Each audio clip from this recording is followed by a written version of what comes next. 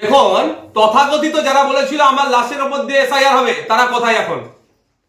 তারা কোথায় আমি জানতে চাই। সাধারণ মানুষ যারা, শুধু আন্ডার অ্যাডজুডিকেশন 60 লক্ষ না, এমনি ভোটারদের বলবো। তাহলে দেখুন, আজকে মমতা ব্যানার্জি বলেছিল, তার দল অনেক বলেছিল এসআইআর করতে দেবো না, আমার লাশের উপর দিয়ে হবে, অনেক গল্প শুনিয়েছিল। আজকে দেখুন তারা ক্যান্ডিডেট ঘোষণা করতে ব্যস্ত। আর ইন্ডিয়ান সেকুলার ফ্রন্ট দিয়ে অনেক বলেছিল স্বচ্ছ ভোটার লিস্টের পক্ষে, কিন্তু স্বচ্ছতার নামে টেন্ডি করলে আইনি লড়া যাবে, মাঠে ময়দানে লড়া যাবে। আর যেই দেখলাম আন্ডার অ্যাডজুডিকেশন 60 লক্ষ, কেউ কথা বলুক আর নাই বলুক, আমরা রাজপথে নেমেছি।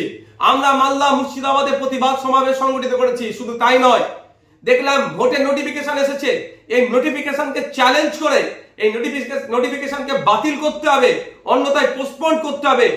আগে 60 লক্ষ মানুষের এই সমস্যাকে দূর করতে হবে, নিষ্পত্তি করতে হবে, তারপরেই ভোট করতে হবে। এই মর্মে আমরা কলকাতা হাইকোর্টে অল ইন্ডিয়া সেকুলার ফ্রন্টের পক্ষ থেকে মামলা করেছি। নওশাদ সিদ্দিকী মামলা করেছে।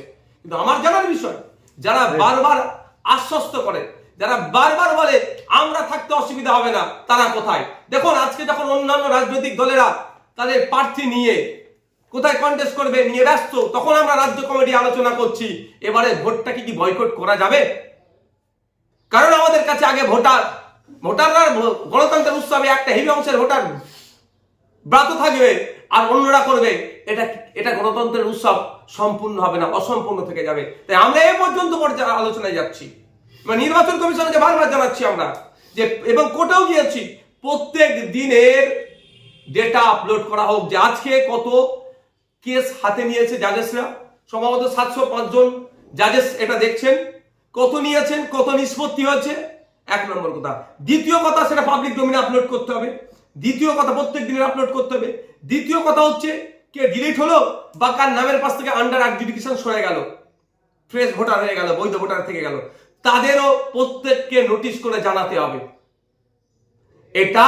এবং এনটিআর এসআইআর প্রসেসকে আমরা চ্যালেঞ্জ করে আইনের দ্বারস্থ হয়েছি। কিন্তু এখন দেখার বিষয় রাজ্য সরকার কি করছে। আমি মমতা ব্যানার্জিকে প্রস্তাব দিয়েছিলাম, আপনার দল পশ্চিমবাংলার সব থেকে বড় দল এই মুহূর্তে অফিসিয়ালি, তো আপনি ভোট বয়কটের ডাক দিন।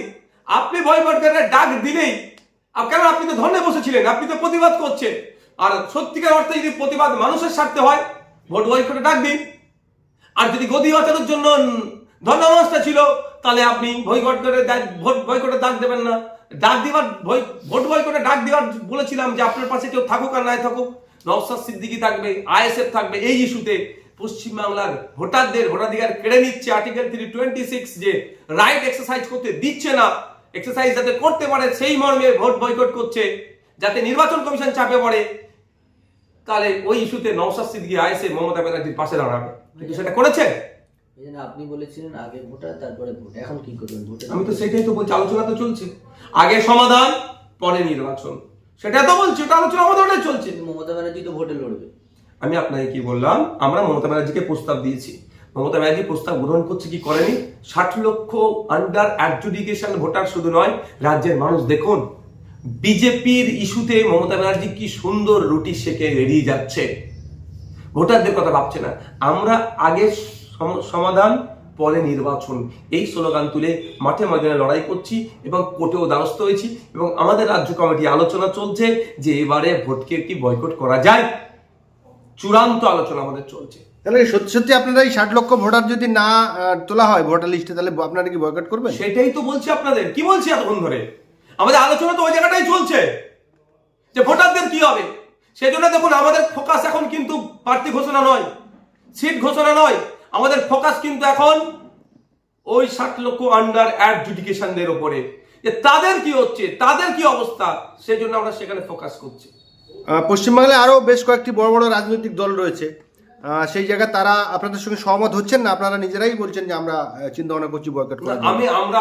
আমরা আলোচনা যেটা করছি সেটা মিডিয়ার মাধ্যমে জানাচ্ছি, অন্যান্য রাজনৈতিক দলের কাছে বার্তা দেব যে ভোটারদের স্বার্থে আপনারা এই প্রস্তুতিটা নিন। মমতা ব্যানার্জি তো তিনি বলেছিলেন যে একজন ভোটার যদি বাদ চলে যায় তাহলে আমরা ছাড়বো না। অভিষেক বন্দ্যোপাধ্যায় বলেছিল একজন গল্প শুনিয়েছিল, ডবল চাকরির গল্প শুনিয়েছিল, 10,000 মাদ্রাসা দেওয়ার গল্প শুনিয়েছিল, ওবিসি করে মুসলমানদের উপকার হবে গল্প শুনিয়েছিল, ওয়াকাফ আইন পশ্চিমবাংলায় লাগু হতে দেবে না বলে গল্প শুনিয়েছিল। আর আজকে দেখুন সব একটার পর একটা তিনি করেছেন। আজ থেকে 1.5 থেকে 2 মাস আগের পোস্ট ফেসবুকে আমার দেখুন, প্রিভিয়াস পোস্ট, আমি সেখানে এই ধরনের বলেছিলাম ওয়াকাফ খেয়েছে, ওবিসি খেয়েছে, এসআইআরও খাবে। এবং আরো পোস্ট করেছিলাম আমি, আমার অ্যাডমিন মানে আমি মিন্স আমাদের আইডি থেকে আমার অ্যাডমিনটা করেছিল, আমি বলেছিলাম অবশ্য সেটা ওদেরকে যে 2021-এ নির্বাচনী বৈতরণী পার করেছিলেন তৃণমূল বিজেপি বাইনারি করে তথা সিএনআরসি করে তাড়িয়ে দেবে, আর 2026-এর নির্বাচনী বৈতরণী পার করবে এসআইআর দিয়ে। আর সে জায়গায় এসআইআরকে দাঁড় করিয়ে দিয়েছে বিজেপি তৃণমূল মিলে। ফুরপুরা শরীফের একজন মুরিদ, তার নাম হচ্ছে মাতিন সাহেব, তিনি এবারে সম্ভাব্য আইএসএফ এই তৃণমূলের প্রার্থী হচ্ছেন, কি বলবেন এই বিষয়ে? একটা সময় ইন্ডিয়ান সেকুলার ফ্রন্টকে নিয়ে অনেক খিল্লি করেছিল, রাজনীতিকে নিয়ে অনেক খিল্লি করেছিল, অনেক কুকথাও বলে ফেলেছিল বিরোধিতা করতে গিয়ে। তাহলে কি এখন অনেক ফতোয়া দিয়েছিলেন, তাহলে কি এখন তিনি তার দেওয়া ফতোয়াতে কোন জায়গায় দাঁড়াচ্ছেন?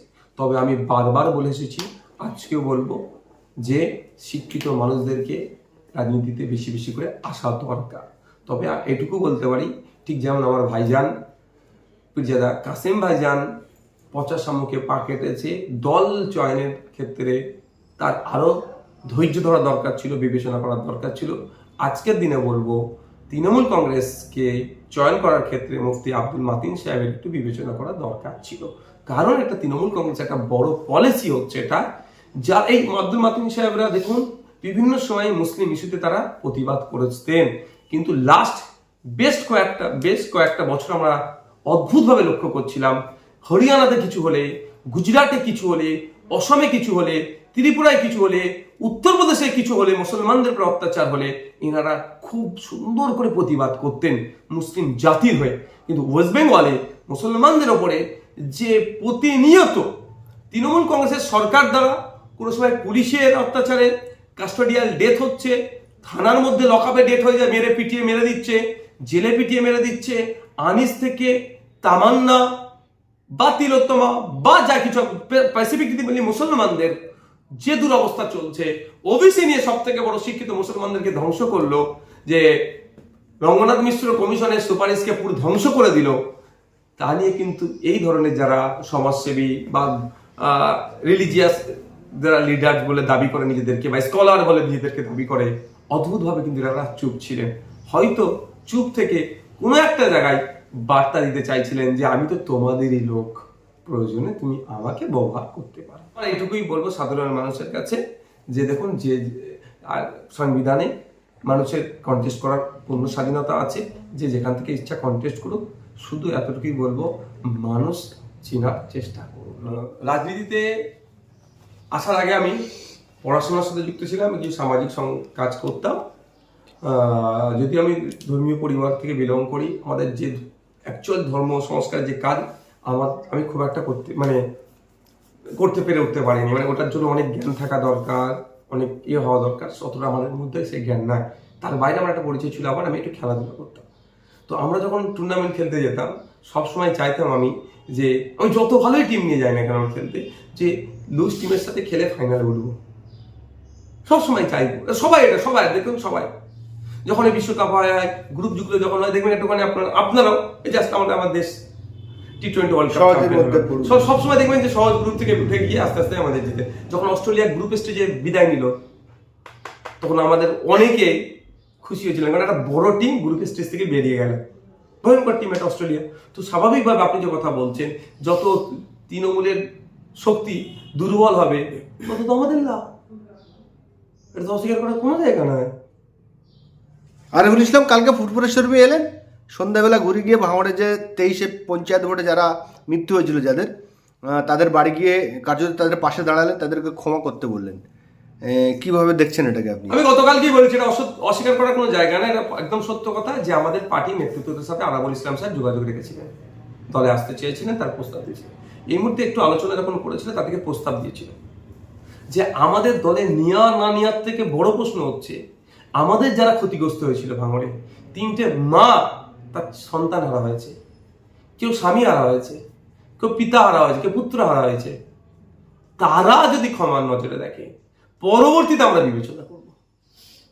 তিনি গতকালকে আনুষ্ঠানিকভাবে দল ছেড়েছেন, ফুরফুরা শরীফ এসেছেন, শুনছিলাম বিগত দিনে তিনি যা কার্যক্রম করেছেন সে বিষয়ে তিনি তওবা করেছেন, ধর্মীয় ভাষায় তওবা বলে সেটাকে, অর্থাৎ নিজেকে আত্মশুদ্ধির জায়গাতে নিয়ে যাচ্ছেন। তিনি ভুল করেছেন একটা পার্ট।